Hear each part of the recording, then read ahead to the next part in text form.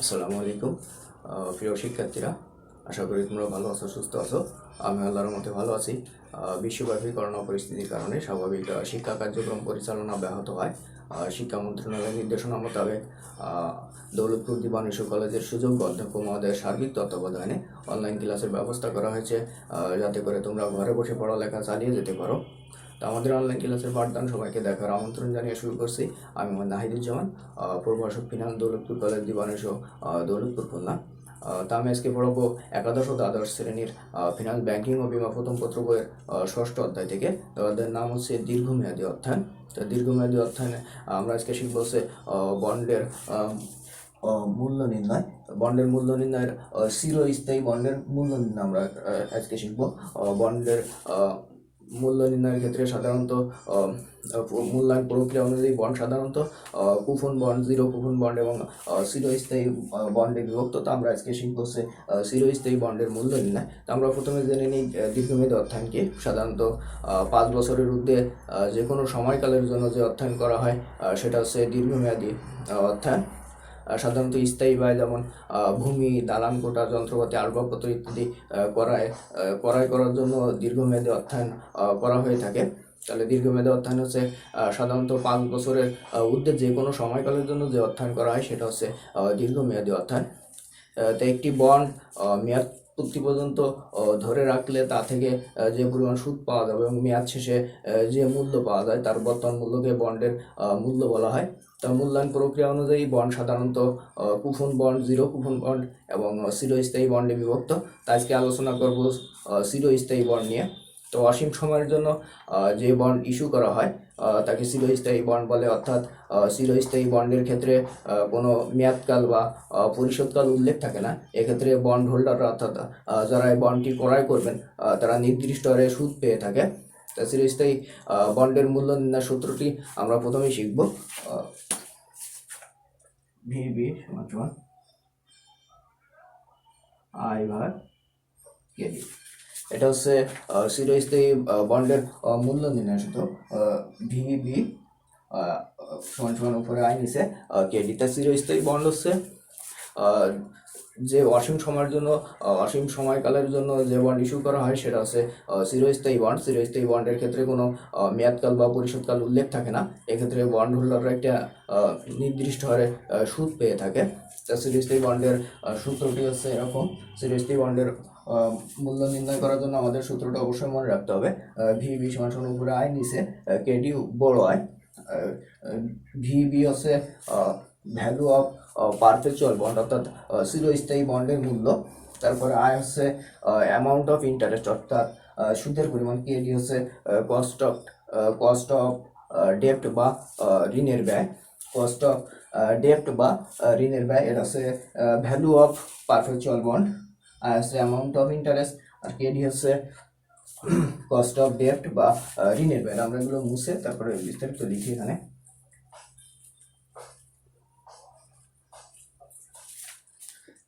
এখানে ভিবি সমান সমান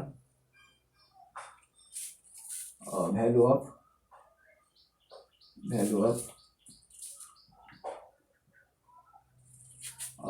পারপেচুয়াল বন্ড,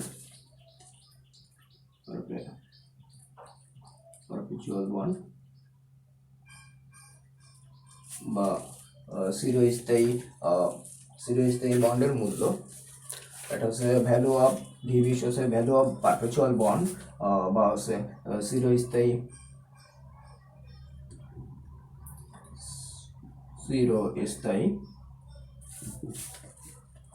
বন্ডের মূল্য। তারপরে আছে আই সমান সমান অ্যামাউন্ট অফ ইন্টারেস্ট,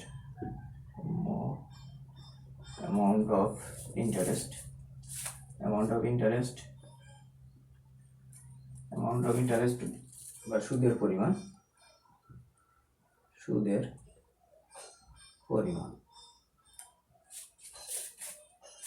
আর কেডি হচ্ছে কস্ট অফ ডেপ্ট, ডিএবিটি বা ঋণের ব্যয়।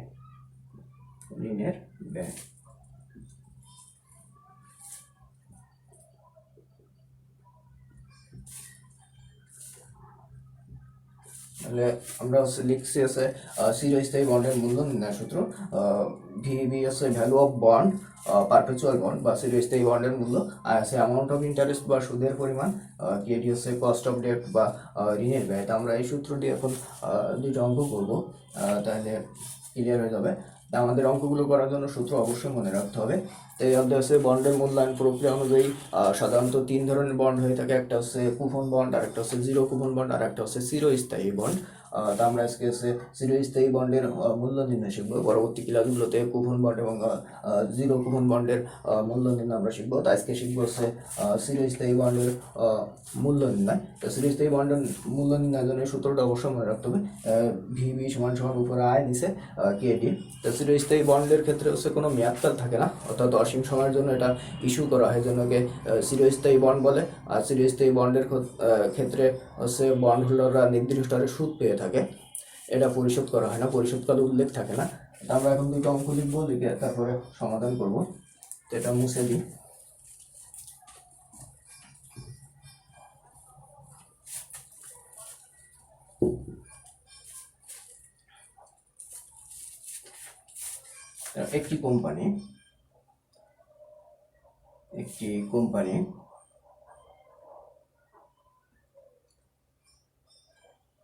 একটি কোম্পানি প্রতিটি 1000 টাকা মূল্যের 10% কুপন রেটে চিরস্থায়ী বন্ড ইস্যু করেছে। একটি কোম্পানি প্রতিটি 1000 টাকা মূল্যে 10% কুপন রেটে চিরস্থায়ী বন্ড ইস্যু করেছে। কোম্পানির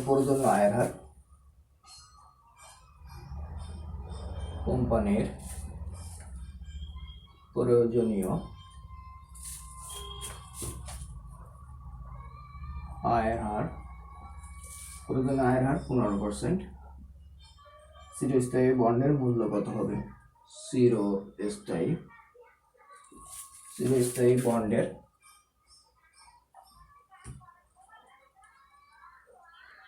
মূল্য কত হবে? আমাদের চিরস্থায়ী বন্ডের মূল্য নির্ণয় করতে হবে। তা আমরা জানি চিরস্থায়ী বন্ডের মূল্য নির্ণয় সূত্র হচ্ছে, আমরা জানি, অঙ্কটা সমাধান করি। আমরা জানি চিরস্থায়ী বন্ডের মূল্য ভিবি সমান সমান উপরে আয়, নিচে কেডি। এখানে বলা আছে প্রতিটি একটি কোম্পানি প্রতিটি 1000 টাকা মূল্যের 10% কুপন রেটে চিরস্থায়ী বন্ড ইস্যু করেছে। কোম্পানির প্রয়োজনীয় আয়ের হার হচ্ছে 15%। চিরস্থায়ী বন্ডের মূল্য কত? তো এটা হচ্ছে কেডি দিয়ে আমরা বুঝাচ্ছি ঋণের ব্যয় বা কস্ট অফ ডেট। এখানে দেওয়া আছে প্রয়োজনীয় আয়ের হার। তো প্রয়োজনীয় আয়ের হার যেটা, সেটা হচ্ছে ঋণের ব্যয়, একই কথা। প্রয়োজনীয় আয়ের হার বা প্রত্যাশিত আয়ের হার বা ঋণের ব্যয় সবগুলো একই কথা। আর এখানে দেওয়া আছে 10% কুপন রেট। 1000 টাকা হচ্ছে লিখিত মূল্য। তো 1000-এর উপর 10% এটা আয় আছে অ্যামাউন্ট অফ ইন্টারেস্ট বা সুদের পরিমাণ। তো আমাদের এই কুপন রেট দিয়ে হচ্ছে সুদের পরিমাণ নির্ণয় করতে হবে। 1000-এর উপর 10% করলে যেটা হবে সেটা হচ্ছে সুদের পরিমাণ। তো এখানে লিখি,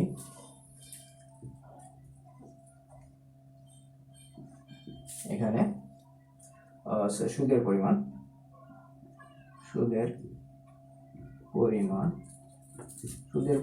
আয় সমান সমান 1000 উপর 10%। 1000 গুণ 10% সমান সমান হচ্ছে 100 টাকা। 1000 উপর যদি 10% করা হয় তাহলে আসে হচ্ছে 100 টাকা। সুদের পরিমাণ আছে 100 টাকা। প্রয়োজনীয় আয়ের হার বা ঋণের ব্যয় একই কথা। প্রয়োজনীয়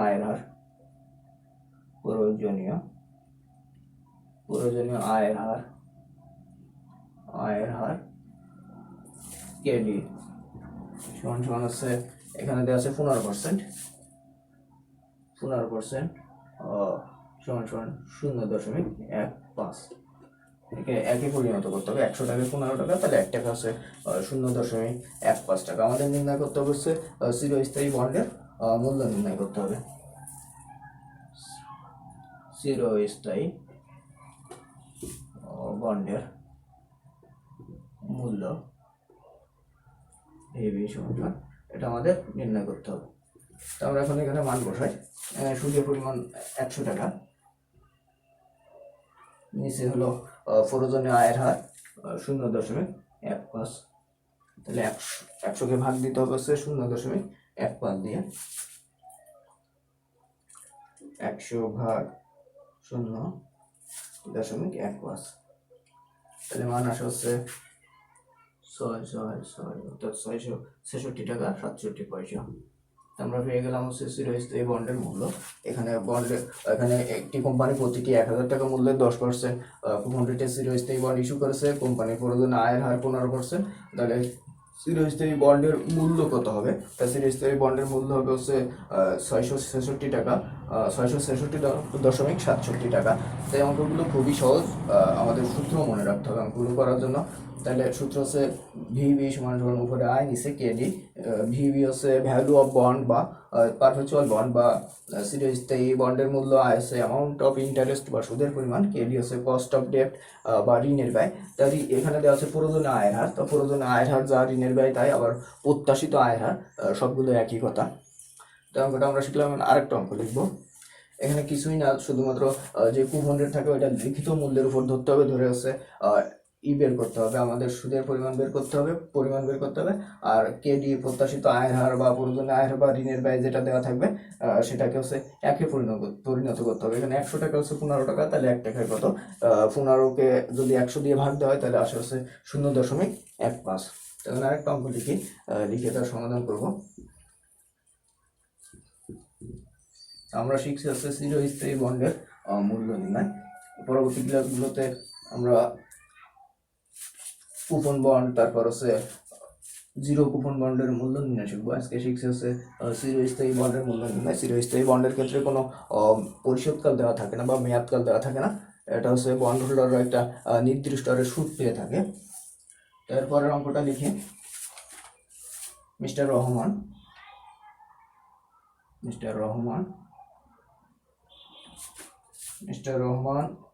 1000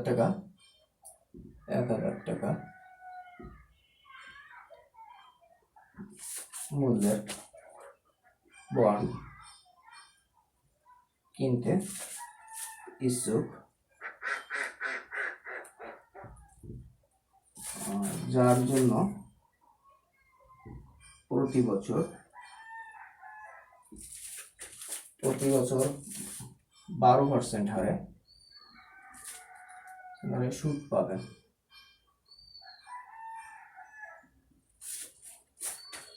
যদি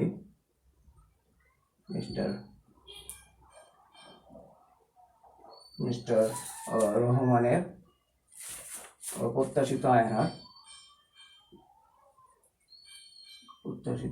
আয়ের হার 14% হয়, তবে চিরস্থায়ী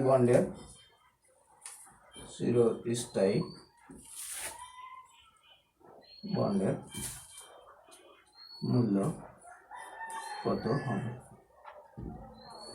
এখানে বলা আছে মিস্টার রহমান 1000 টাকা মূল্যের বন্ড কিনতে ইচ্ছুক, যার জন্য প্রতি বছর 12% হারে সুদ পাবেন। তাহলে সুদের হার দেওয়া আছে 12%। এই 12%কে আমরা 1000-এর 12% করলে হবে হচ্ছে যেটা হবে সেটা হচ্ছে সুদের পরিমাণ। এরপর হচ্ছে বলা আছে যদি মিস্টার রহমানের প্রত্যাশিত আয়ের হার, তাহলে ঋণের ব্যয় বা প্রত্যাশিত আয়ের হার বা প্রয়োজনীয় আয়ের হার সবগুলো একই কথা। অর্থাৎ কেডি এর মান, প্রত্যাশিত আয়ের হার দেওয়া আছে 14%, তাহলে কেডি এর মান হচ্ছে 14% হয়, তবে চিরস্থায়ী বন্ডের মূল্য কত হবে? তো আমরা এখন সূত্রটা লিখি। আমরা জানি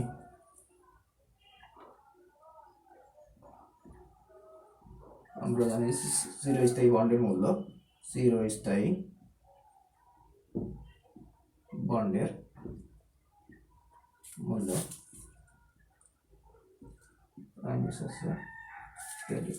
এখানে যে মানগুলো দেওয়া আছে সেগুলো বসাই।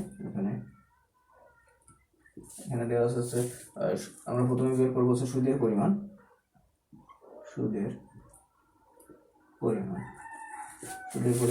আয় বের করবো হচ্ছে 1000-এর উপর হবে হচ্ছে 12%। এখানে সুদের হার 12% হারে সুদ পাবেন বলা আছে, তো সুদের হার দেওয়া আছে 12%। সুদের হার দিয়ে আমরা সুদের পরিমাণ বের করবো। এখানে 1000 গুণ হচ্ছে 12% দিব, তাহলে আসে হচ্ছে 120 টাকা। আমরা সুদের পরিমাণ পেয়ে গেলাম 120 টাকা। প্রয়োজনীয় আয়ের হার বা প্রত্যাশিত আয়ের হার, প্রত্যাশিত